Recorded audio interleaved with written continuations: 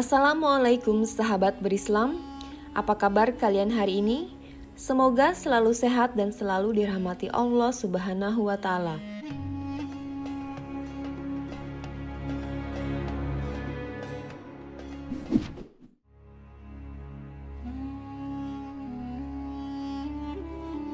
Berbicara tentang kiamat, terbayang di pikiran kita bahwa hal mengerikan yang terjadi di penghujung akhir kehidupan untuk semua makhluk yang ada di bumi.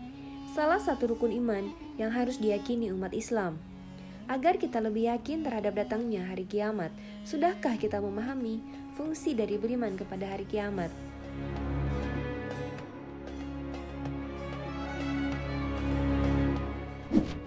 Beriman kepada hari akhir atau hari kiamat artinya meyakini dan mempercayai bahwa hari itu pasti akan datang.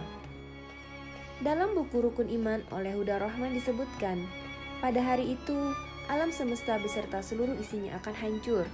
Manusia akan dibangkitkan dari kuburnya dan dikumpulkan untuk dimintai pertanggungjawaban.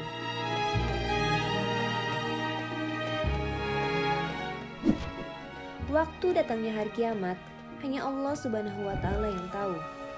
Namun, janji Allah Subhanahu wa Ta'ala itu nyata, sebagaimana firman-Nya dalam Quran surah Al-A'raf ayat 197. Mereka menanyakan kepadamu Muhammad tentang kiamat. Kapan terjadi? Katakanlah, sesungguhnya pengetahuan tentang kiamat itu ada pada Tuhanku. Tidak ada seorang pun yang dapat menjelaskan waktu terjadinya selain Dia. Kiamat itu sangat berat huru-haranya bagi makhluk yang di langit dan di bumi. Tidak akan datang kepadamu kecuali secara tiba-tiba. Mereka bertanya kepadamu seakan-akan engkau mengetahuinya. Katakanlah Muhammad, sesungguhnya pengetahuan tentang hari kiamat ada pada Allah, tetapi kebanyakan manusia tidak mengetahui. Namun, pernahkah kalian terpikir bahwa apa yang akan terjadi di akhir kehidupan duniawi ini? Siapa yang akan mati lebih dulu? Dan bagaimana orang akan mati di penghujung zaman? Manusia apa yang tidak akan mati sama sekali?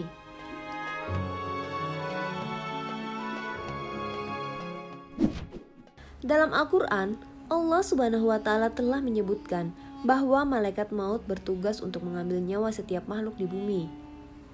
Namun siapakah yang terakhir kali akan dicabut nyawanya?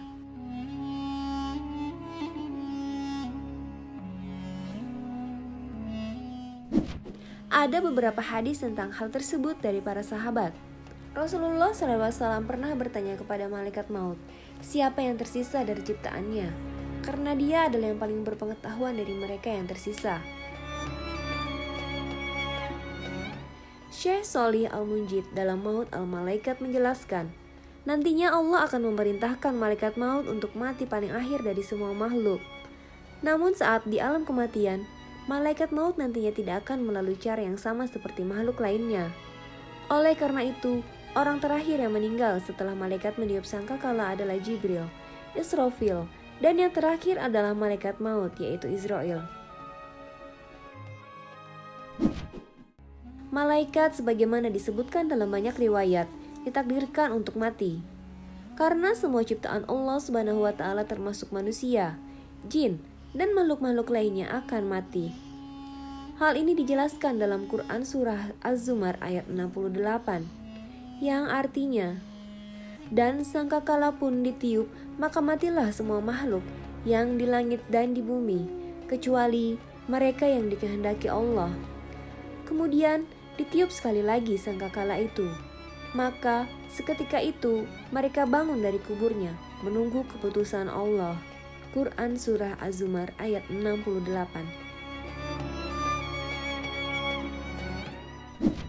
Ibnu Katsir menjelaskan dalam kitab tafsirnya, malaikat termasuk dalam ayat ini karena mereka ada di langit dan kematian terjadi pada pukulan kedua yang disebut petir. Dan dalam pukulan ini semua orang yang hidup akan mati, baik makhluk langit dan bumi, kecuali mereka yang telah ditakdirkan Allah Subhanahu wa Ta'ala. Dia mengambil jiwa-jiwa yang lainnya, dan yang terakhir dari makhluk yang mati adalah malaikat maut. Bukti lain juga terdapat pada firman Allah dalam surah Al-Qasas ayat 88 yang artinya, "Dan jangan pula engkau sembah Tuhan yang lain selain Allah. Tidak ada Tuhan yang berhak disembah selain Dia. Segala sesuatu pasti binasa kecuali Allah. Segala keputusan menjadi wewenang-Nya dan hanya kepadanya kamu dikembalikan." Abdurrahman bin Abu Bakar Jalaluddin Al-Suyuti dalam Syarh As-Sudur bin Syarh Al-Mauta wal Al-Kubur mengutip Muhammad bin Qabal Al-Quradi, dia berkata, telah sampai padanya bahwa makhluk terakhir yang meninggal yang diciptakan Allah Subhanahu wa taala adalah malaikat maut. Saat para penghuni bumi meninggal dalam kepanikan, kemudian setelah itu dia mati, dan dia juga menyebutkan bahwa kematian lebih parah bagi malaikat maut dari semua ciptaan. Dari dalil-dalil di atas menunjukkan bahwa tidak ada yang hidup kecuali Allah Subhanahu wa taala. Akan tetapi yang terakhir mengalami kematian adalah malaikat maut, dan juga kematian yang terparah dialami oleh malaikat maut. Wallahu a'lam bishawab.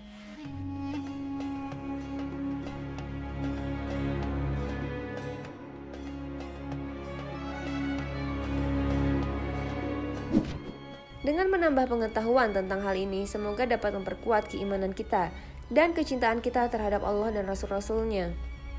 Semoga Allah Subhanahu wa taala selalu melindungi kita dari fitnah-fitnah Dajjal dan segala fitnah akhir zaman. Amin ya rabbal alamin.